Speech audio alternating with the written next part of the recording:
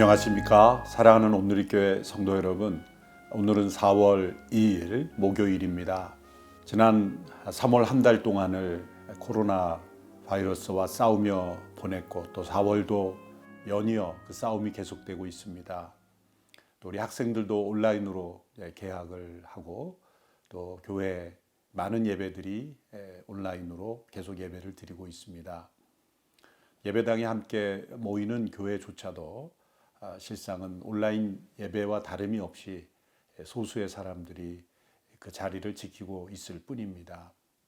교회는 언제나 사회 유익을 위해서 노력해 왔습니다. 일부 언론들이 교회가 마치 모든 일에 문제의 온상인 것처럼 평가하는 것은 옳지 않은 일이라 생각합니다. 여러 교회들이 사회의 유익을 위해서 또 공공적인 책임을 다하기 위해서 노력하고 있는 것을 생각하면 가혹한 평가라 아니할 수 없습니다. 그러나 이 시대의 교회는 더욱더 이웃을 위하여 또 이 시대적 책임을 다하기 위해서 우리 자신을 내려놓고 또 희생하는 그런 교회가 되어야 될 줄로 압니다.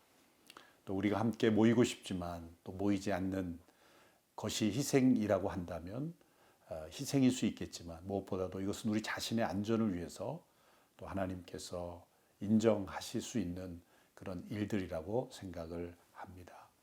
이제 이 전염병 확산을 방지하기 위해서 우리 모두가 더 힘써 지켜야 될 수칙을 잘 지키고, 또 우리 개인이 더욱 조심하는 그런 기간이 될 수 있게 되기를 바랍니다. 해외에서 이 감염병 확산으로 고통 속에 있는 많은 교민들이 있습니다. 특별히 뉴욕, 뉴저지에 많은 교민들이 고통 속에 있습니다. 또 온누리교회 지체들 가운데서도 이런 감염 위험 속에 있는 또 의료진들이 노력하며 애쓰는 많은 분들이 있다고 들었습니다. 우리 모두가 이 위기 앞에 나만의 안전 또 나만의 신앙이 아니라 또 우리 모두의 신앙과 우리 모두의 안전을 생각하고 배려하는 우리 모두가 될 수 있게 되기를 바랍니다. 오늘 나라와 교회를 위한 9시 기도해 주시는 하나님의 말씀은 시편 113편 우리말 성경으로 제가 봉독합니다. 여호와를 찬양하라. 오 여호와의 종들아 찬양하라. 여호와의 이름을 찬양하라. 지금부터 영원히 여호와의 이름을 찬양하라. 해 뜨는 데부터 해 지는 데까지 여호와의 이름이 찬양받으리라. 여호와는 모든 민족들보다 높으시고 그 영광은 하늘보다도 높도다. 여호와 우리 하나님 같은 이가 누가 있겠는가? 높은 곳에 계신 분이 하늘과 땅에 있는 것들을 살펴보시려고 스스로를 낮추시지 않았는가? 그분은 가난한 사람들을 흙구덩이에서 일으키시고 궁핍한 사람들을 퇴비 더미에서 들어올려 왕자들과 함께 앉히는 분이시다. 바로 그 백성들의 왕자들과 함께 말이다. 또 잉태하지 못하는 여자가 떳떳하게 가정을 지켜 결국 자식을 가진 행복한 어머니가 되게 하신다. 여호와를 찬양하라. 시편 113편은 유대인들이 유월절 전후로 불렸던 찬송시입니다. 시편 113편과 114편은 유월절 식사 전에, 그리고 115편부터 118편까지는 식사 후에 함께 고백했던 시로 알려져 있습니다. 그러므로 예수님께서 제자들과 함께 유월절 만찬을 함께 나누는 전후에 제자들과 함께 부르시고 고백했던 시가 이 시가 아닐까 추정해 볼 수도 있습니다. 예수님께서 최후의 만찬을 마치시고 감람산으로 기도하시러 올라가시고, 또 그 이후에 함께 제자들과 함께 걸음을 옮기실 때에도 찬송하셨다라는 표현이 있습니다. 그때 이 찬송을 부르셨지 않을까 함께 추정해 볼 수가 있습니다. 이 시편 113편을 오늘의 시대의 말로 표현한다면 구원의 칸타타다라고 부를 수가 있을 겁니다. 그 칸타타는 2막으로 구성되어 있습니다. 제1막은 지극히 높고 높으신 하나님에 대한 고백입니다. 제2막은 지극히 낮고 낮은 곳으로 임하시는 하나님에 대한 내용입니다. 시편 113편의 내용은 어려운 표현이 하나도 없습니다. 그러나 이 표현 속에 담긴 이 의미를 이해하는 것은 참으로 우리로서는 어려운 일입니다. 왜냐하면 지극히 높고 높은 하나님께서 지극히 낮고 낮은 곳으로 임하셔서 우리를 구원하시기 위하여 자기를 비우시고 죽기까지 낮아지신 하나님의 겸손을 노래하고 있기 때문입니다. 마치 빌립보서 2장에서 모든 것을 비우시고 자기를 낮추셔서 죽기까지 하나님의 뜻에 복종하신 예수 그리스도의 겸손한 마음을 찬양하는 빌립보서 2장의 찬송시와도 마찬가지입니다. 우리는 그 높으신 하나님이 그 낮으신 곳으로 임한 그 겸손의 깊이를 이해할 수가 없습니다. 우리의 본성 속에 있는 교만으로 인하여 그분의 낮아지심이 얼마나 놀랍고 크신 겸손인지 우리는 다 이해할 수가 없다는 뜻이죠. 1절에서 4절까지의 고백에서 이 높고 높으신 하나님이 얼마나 낮아지셨는가 그것을 바라보면서 찬양하라 외치고 있습니다. 여호와의 종들아 찬양하라. 지금부터 영원까지 찬양하라. 해 뜨는 데부터 해 지는 데까지 찬양하라. 지금부터 영원까지 그리고 해 뜨는 데부터 해 지는 데까지 모든 민족과 모든 백성들이 그리고 모든 시대의 사람들이 해야 할 일은 이 겸손하신 하나님, 우리를 구원하시기 위하여 자신을 낮추신 그 하나님을 찬양하는 일, 그 찬양하라고 그렇게 명령하고 있는 것입니다. 찬양은 우리의 선택이 아닙니다. 우리의 감정이 좋을 때 하는 것이 아닙니다. 이것은 노래와도 다릅니다. 찬양은 하나님 그분이 행하신 일, 그분이 어떠하신 분인가에 따라 마땅히 드려져야 하는 것이기 때문입니다. 이 재난의 때에, 위기의 때에 우리가 하나님을 찬양할 수 있을까요? 마땅히 하나님을 찬양해야 합니다. 온 세상에 이렇게 코로나 바이러스가 뒤덮고 수많은 사람들이 희생되고 또 경제가 위기 속에 빠져드는 이 재난의 상황 속에서도 하나님을 찬양할 수 있을까요? 찬양해야 합니다. 해 뜨는 데부터 해 지는 데까지 햇빛이 그 은혜를 베푸는 모든 곳마다 그리고 그 햇빛 아래 살아가는 모든 이들은 다 하나님을 찬양해야 한다고 명령하고 있습니다. 5절 6절에 보면 이렇게 고백합니다. 여호와 우리 하나님 같은 이가 누가 있겠는가? 높은 곳에 계신 분이 하늘과 땅에 있는 것들을 살펴보시려고 스스로를 낮추시지 않았는가? 어느 누구도 이 하나님과 같은 분이 없다는 것입니다. 미가 선지자도 오래전에 이러한 고백을 했습니다. 미가서 7장 18절의 말씀입니다. 주와 같은 하나님이 어디 있겠습니까? 주는 주의 소유, 주의 백성들 가운데 남은 사람들의 허물을 너그럽게 대하시며 죄악을 용서하십니다. 오래도록 진노하지 않으시니 이는 긍휼 베풀기를 기뻐하시기 때문입니다. 주와 같은 하나님이 어디 있습니까? 라고 미가 선지자 고백했는데 공교롭게도 미가 선지자 그 이름 자체가 그 뜻입니다. 주와 같은 하나님이 어디 있습니까? 왜 그렇습니까? 지극히 높고 높으신 하나님이 낮고 낮은 곳으로 내려오셨을 뿐만 아니라 우리를 용서하시고 긍휼을 베풀어 주시고 오랫동안 진노하지 아니하시고 우리를 너그럽게 죄를 용서하기를 기뻐하시는 하나님이시기 때문입니다. 하나님의 겸손은 하나님의 용서로 연결이 됩니다.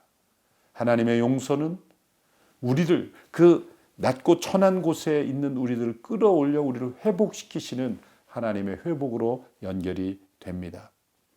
하나님께서 이렇게 스스로를 낮추심으로 우리를 구원하시고 용서하시고 회복시키심으로 인하여 일어나는 변화를 두 가지의 모습으로 고백하고 있습니다. 첫째는 흙구덩이와 퇴비더미에 있던 가난하고 궁핍한 자를 왕자들과 함께 앉히시는 변화입니다. 7절, 8절의 말씀이죠. 그분은 가난한 사람들을 흙구덩이에서 일으키시고 궁핍한 사람들을 퇴비더미에서 들어올려 왕자들과 함께 앉히시는 분이시다. 바로 그 백성들의 왕자들과 함께 말이다. 쓰레기처럼 버려져 마땅한 그 영혼들을 그 흙구더미에서 돼비더미에서 건져 올려 왕자들과 함께 앉히시는 이 놀라운 변화.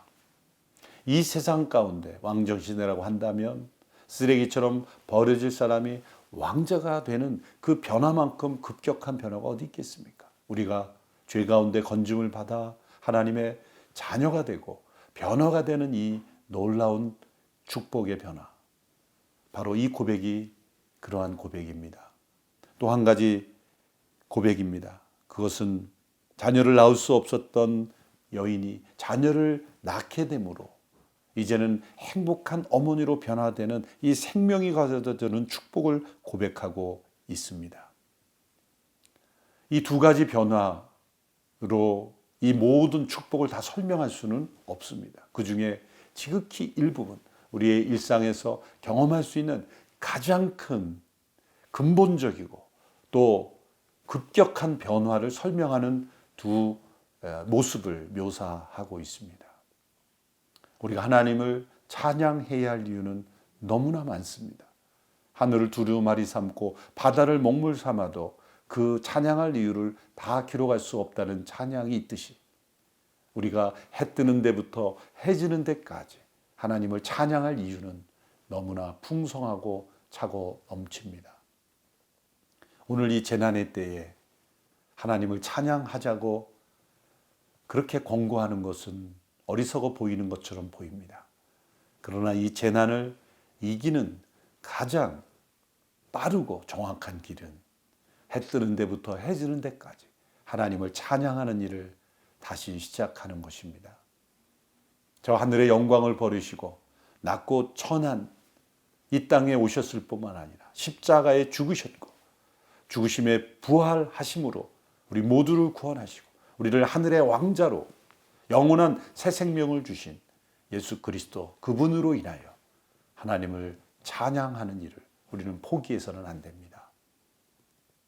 해 뜨는 데부터 해 지는 데까지 영원부터 영원까지 하나님을 찬양하는 일, 이 일에 우리의 생명을 걸고 또 이 찬양으로 인하여 우리의 이 연약한 또 위협적이고 두려운 이 시대 속에 우리가 믿음의 용기를 다시 회복하는 우리 모두가 되기를 바랍니다.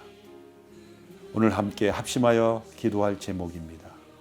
첫째로 코로나19 바이러스 확산으로 인한 재난으로 인하여 하나님께 드려야 할 경배가 끊어지지 않고 해 뜨는 데부터 해 지는 데까지 여호와의 이름을 찬양하는 예배가 지속되게 하소서. 두 번째 기도의 제목은 감염 확산으로 경제 생태계가 붕괴될 위험에 처해 있는 상황 속에서 이기심이 아닌 이웃을 사랑하는 마음으로 이겨내게 하소서. 세 번째, 4.15 총선을 통하여 하나님을 기쁘시게 할 수 있는 지도자들이 세워지게 하시고 대한민국이 온 세상의 제사장 나라가 될 수 있게 하소서. 합심하여 1분간 함께 기도하며 나아가겠습니다.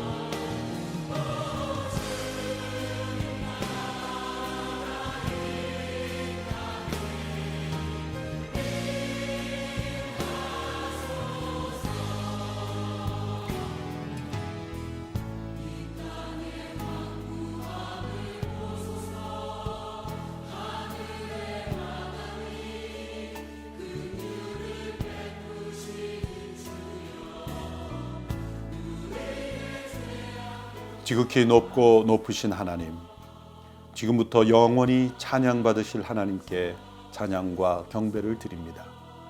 이 모든 재난의 상황 속에서도 하나님은 찬양받으실 분이십니다. 우리는 이 재난의 이유를 다 알지 못하나 하나님께서 모든 것을 합력하여 선을 이루실 줄 믿습니다. 지극히 낮은 곳으로 임하신 하나님, 측량할 수 없는 하나님의 낮아지심으로 우리를 구원하심에 감사드립니다. 가난하고 궁핍한 자들을 왕자처럼 높이시고 잉태치 못하던 여인들을 자식을 가진 행복한 어머니가 되게 하시는 하나님, 하나님의 구원과 생명의 역사를 찬양합니다. 이 땅에서 일어나고 있는 재난으로 인하여 예배가 무너지지 않기를 원합니다. 어느 곳 어떤 형편에서든지 하나님께 진정한 예배가 드려지며 지속되게 하소서. 하나님께 드리는 찬양이 온 세상에 널리 퍼져가기를 원합니다. 하나님을 알지 못하고 찬양하지 못하는 이들이 참된 예배자가 되게 하소서. 흩어져 복음을 전하는 모든 선교사들을 통해 해 뜨는 데부터 해 지는 데까지 하나님께서 찬양 받으소서. 코로나19 바이러스로 인한 전 세계적 재난과 혼란 속에서 하나님께 예배드리며 예배와 찬양으로 승리하기를 원합니다. 어떤 위협 앞에서도 두려워하지 않고 담대히 하나님께 나아가기를 원합니다. 치료 중에 있는 많은 영혼들을 지켜주시고 그들에게 생명의 능력을 공급하여 주셔서 승리하게 하소서. 치료와 간호로 지쳐가는 많은 의료진들을 강건하게 하셔서 지치지 않게 도와주소서.